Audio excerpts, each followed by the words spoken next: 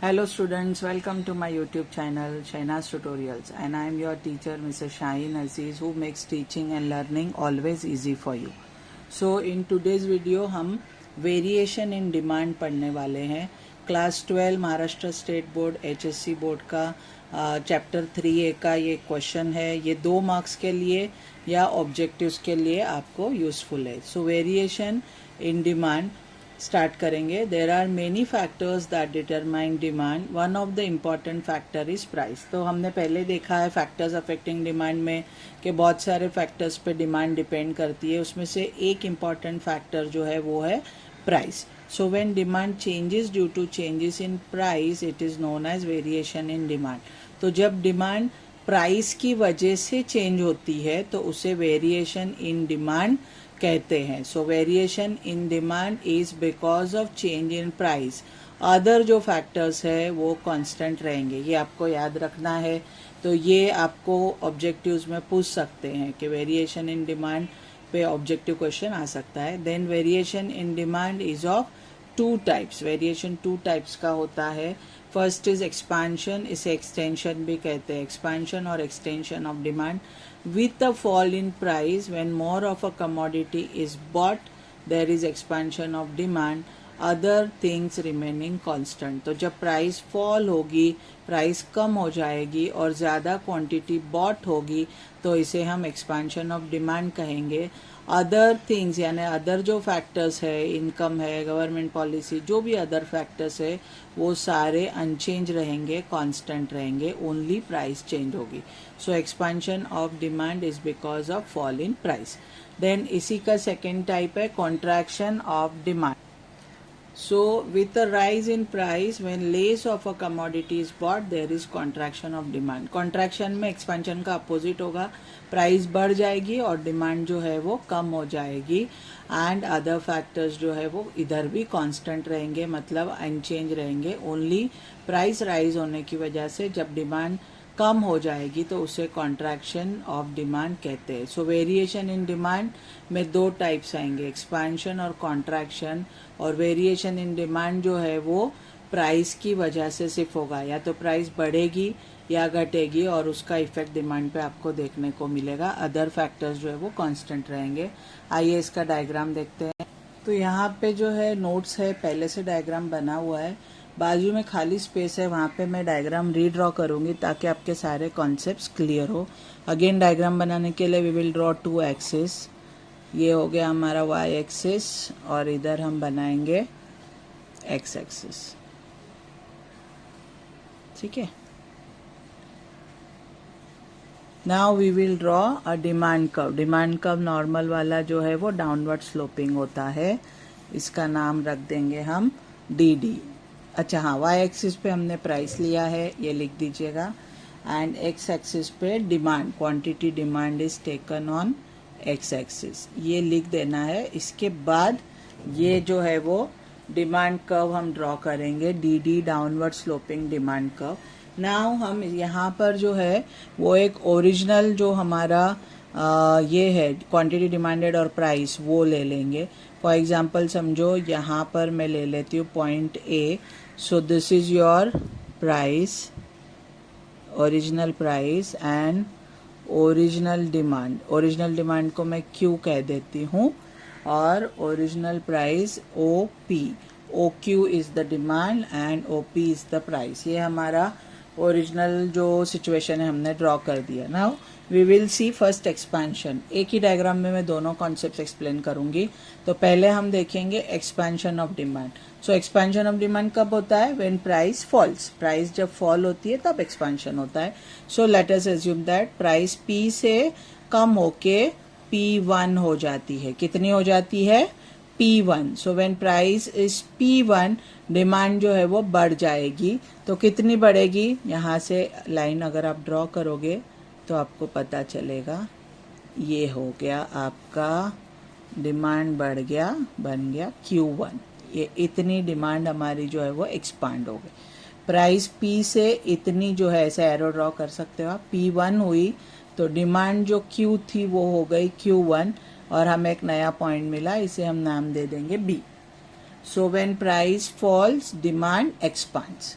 Now let us see contraction of demand. Contraction में price rise होगी.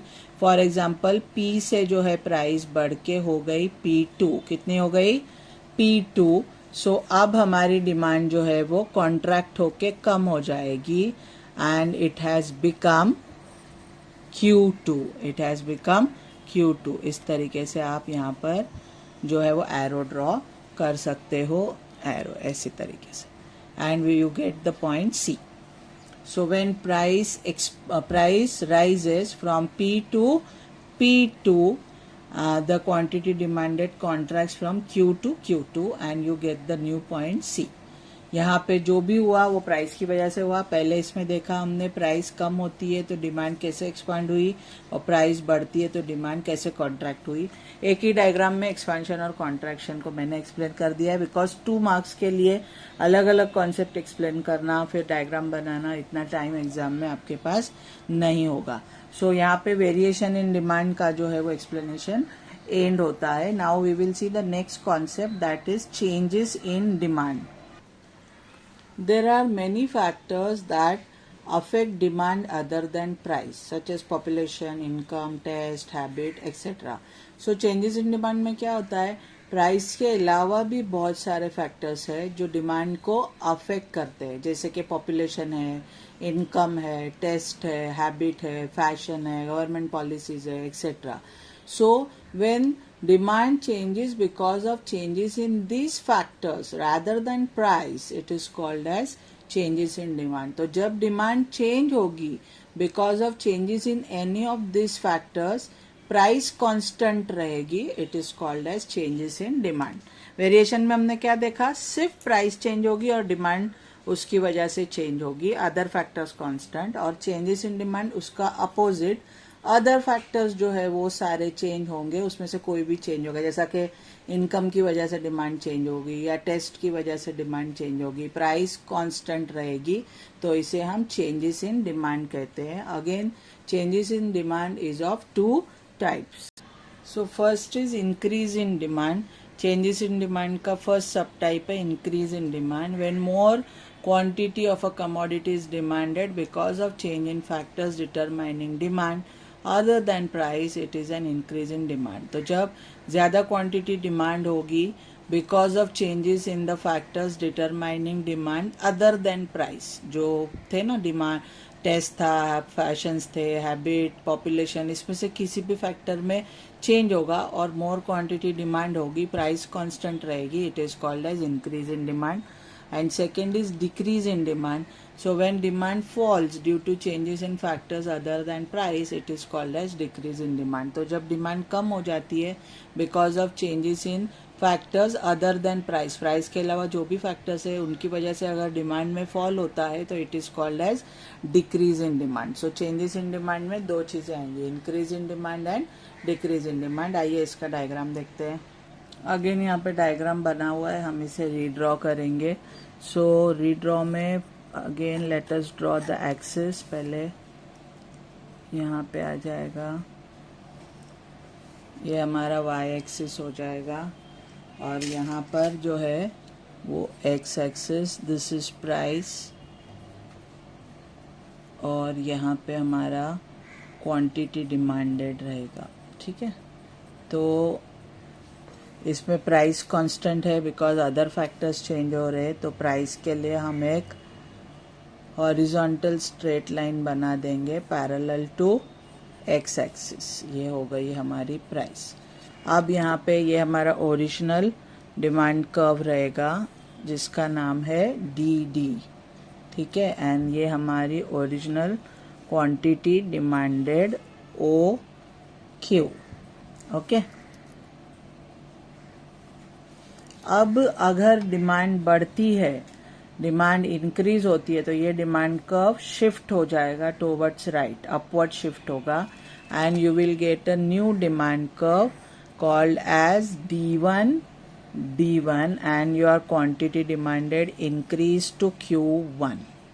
ठीक है, देखिए प्राइस कांस्टेंट है, सिर्फ डिमांड बढ़ रही है, तो इस तरीके से ये डिमांड कर्व अपवर्ड शिफ्ट हो जाएगा.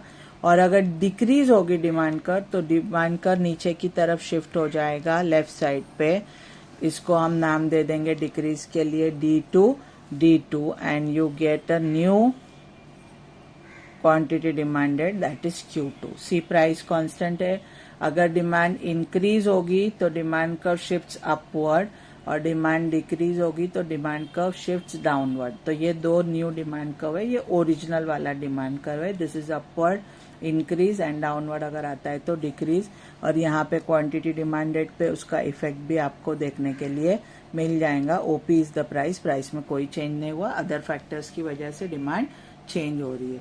So hope I have explained you both the concepts, variation in demand जिसमें expansion और contraction देखा and changes in demand जिसमें increase और decrease देखा।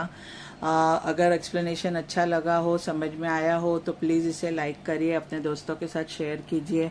और अगर आप मेरे चैनल पे नए हैं तो प्लीज़ इसे सब्सक्राइब करना ना भूलिए और बेल आइकन को भी दबा दीजिए ताकि मेरे सारे जो आने वाले वीडियोस है आपको मिल सके।